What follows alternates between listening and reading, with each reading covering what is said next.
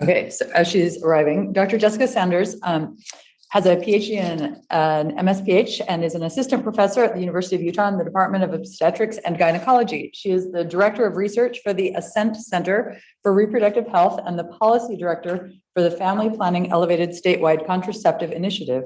Dr. Sanders is a co-chair of the post-Roe task force and the chapter leader for the Utah Scholar Strategy Network. She approaches reproductive health research through an equity and public health lens, advocating for the full range of reproductive health options through interdisciplinary academic and clinical research to ensure an evidence-based and person-centered approach to education, policy, and clinical care. And then I don't know if we get questions from virtual. If they do, I'm here. Perfect. Well, thank you. And thank you all for inviting me to do an update on the state of abortion in Utah. So I am going to give a legal landscape overview and talk a little bit about the post-Roe task force as well as some of the research that is coming out of the Ascent group and others. So yes, it is on. Do I need to extend closer? So this work is a collaboration of many people. And so I want to extend gratitude to our whole team and hopefully share some things that are of interest to you and continue the conversation. So first off, our team does look at the intersectionality of family planning and many of you are hopefully familiar with the reproductive justice framework, which is a framework that was created by Black women that kind of created this human rights framework to all things reproductive justice. So the three tenets are the right to have children, the right not to have children, and the right to parent the children that you do have in safe and healthy environments. And so the work that I'm going to talk about today is really specific to reproductive health, which does not fully embody all those things, but crosses many of those intersecting identities. So Utah is a place with a long legacy of restrictive abortion policy. And I'm going to focus on some of the recent ones that have been impacting the care that people are able to receive in the state.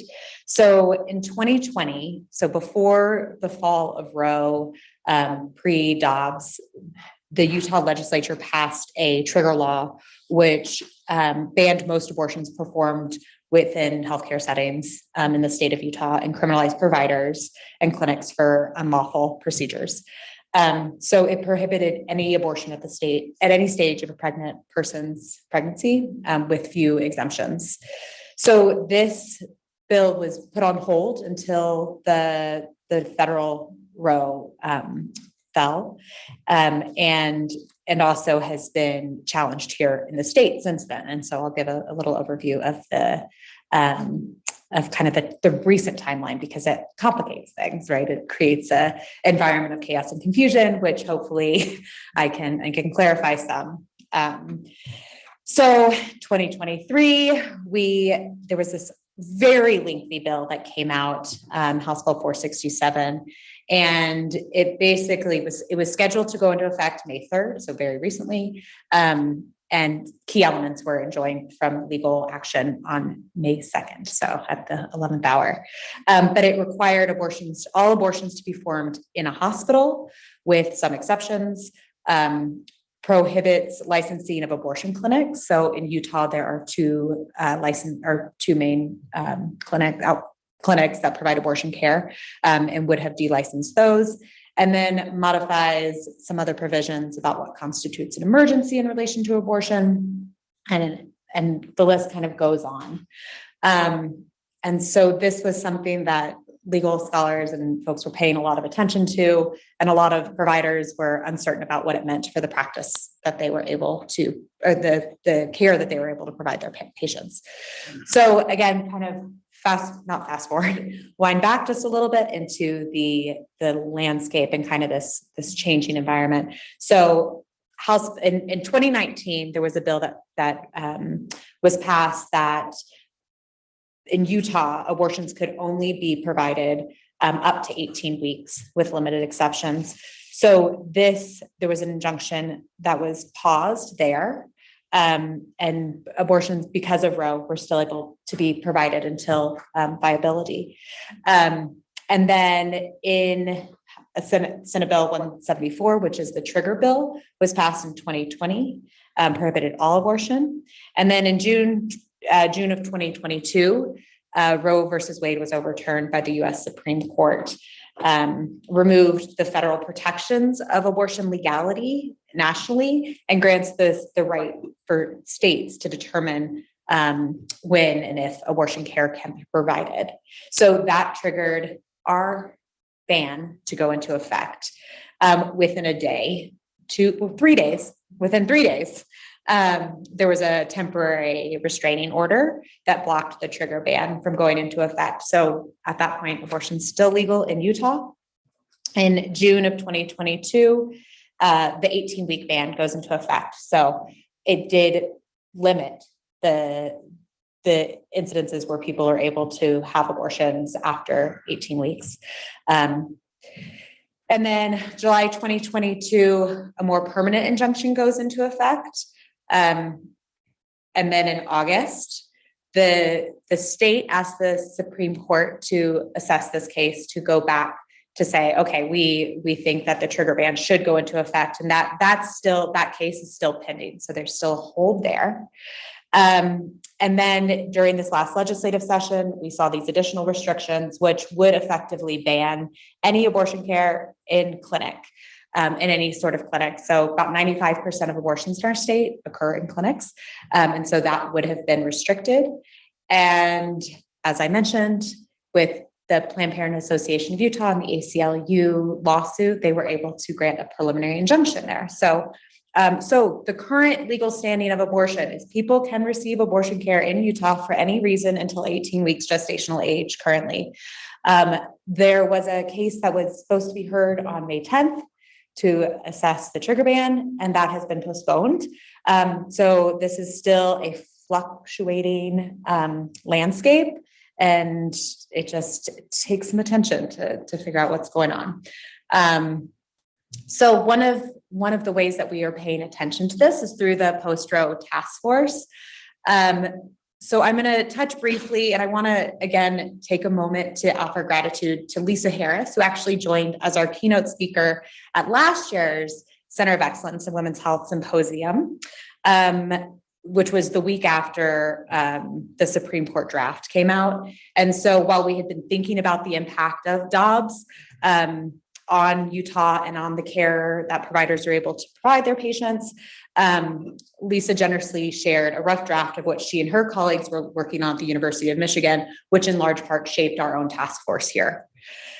So the charge that the task force took on was to prepare for and document the impact of Utah's abortion ban and loss of abortion care services, establish clinical guidelines and communication channels to mitigate patient and provider risks that adhere to Utah laws, medical standards, and our values aligned with the University of Utah's mission and commitment to patient care and community health. So again, the task force is working to ensure that an equity lens is applied to all planning and partnerships. So the subcommittees that are part of the task force are clinical care, clinical education and training, campus community, public education, data collection, monitoring and research, legal guidance, and provider advocacy. So the university area of support that have been asked, and these are all areas that we're continuing to work on, but I want to take a minute to highlight them as well, is a university supported and funded statewide no-cost contraceptive access initiative, including for student on campus. So this is something that's still in the works. We've made some progress with the Family Planning Elevated program and the Campus Contraceptive Initiative, as well as extended access to emergency contraception across campus and across all affiliated U of U clinics where you can, and my chart. So right now there's a pilot program going on where EC is provided at no cost to anyone who needs it. So that's where we're making progress there. Our second ask was a clear commitment that the institution will back any trainee or faculty member wrongly charged under unjust laws that interfere with medical standard of care.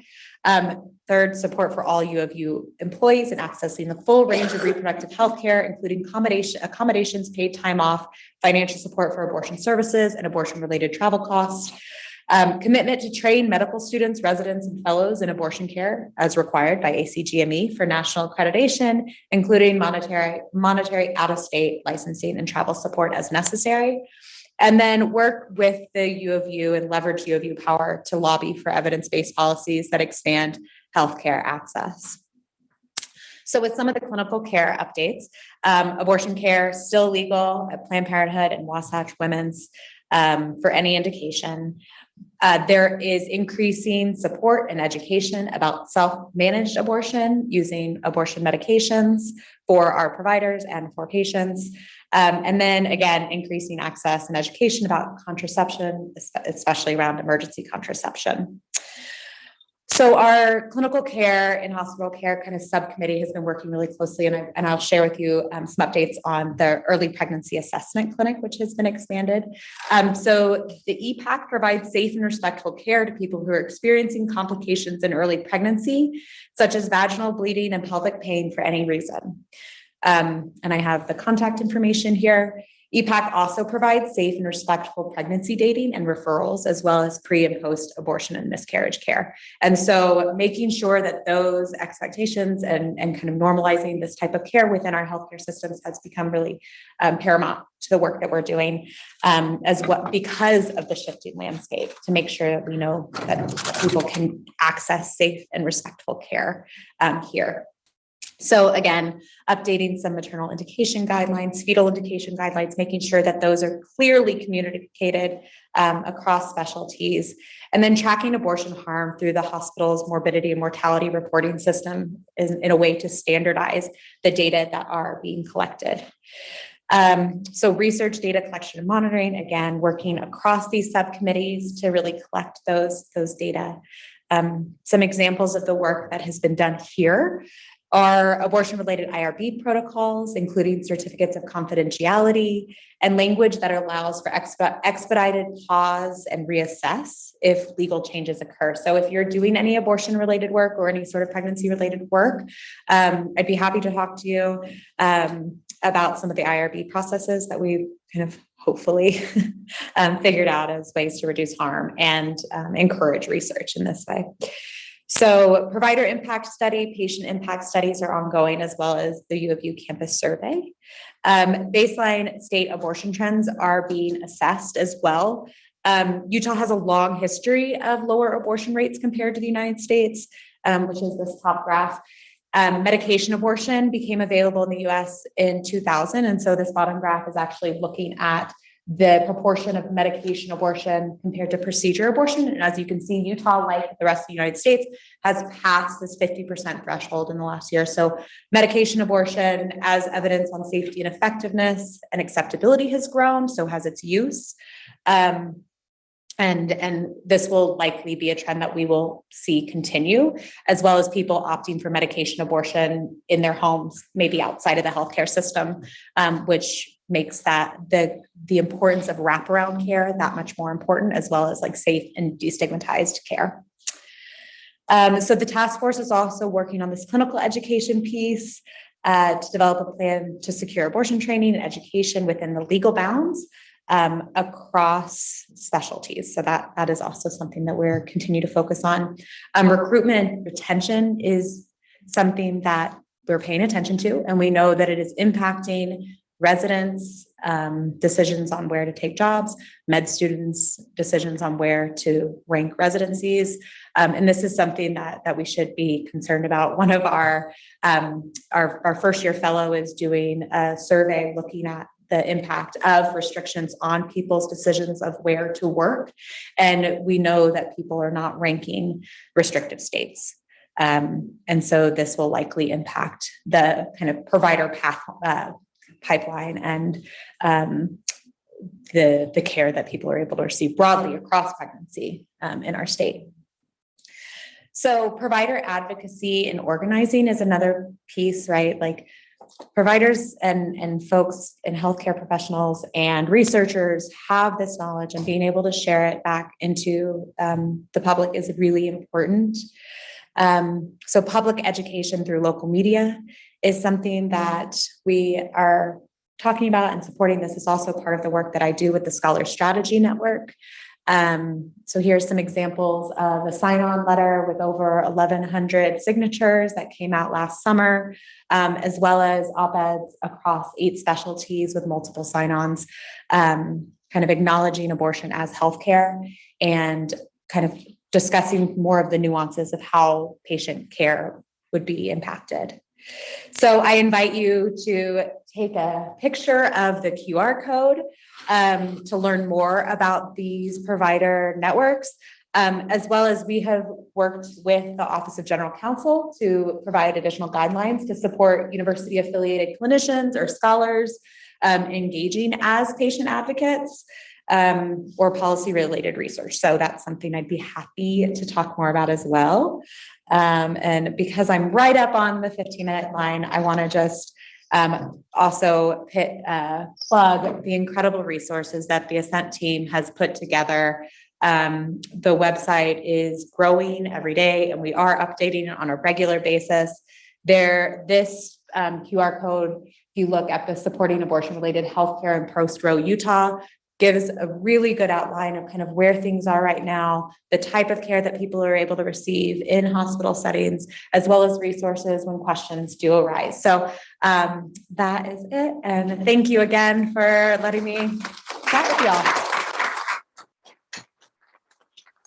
Take 1 or 2 questions. I have one if no one else has one. On one of your slides, you said you track abortion harm. What does that phrase mean? So you're asking about tracking the abortion harms and care. So this would be, so in the perinatal morbidity and mortality review, they look at any sort of severe adverse experience for a pregnant person or a recently postpartum person. And so there's now an area where they're able to say that this is a result of not being able to access abortion care or delay in care in a time when that person wanted access to an abortion. Yeah, thanks. Yeah, Dr. Blue.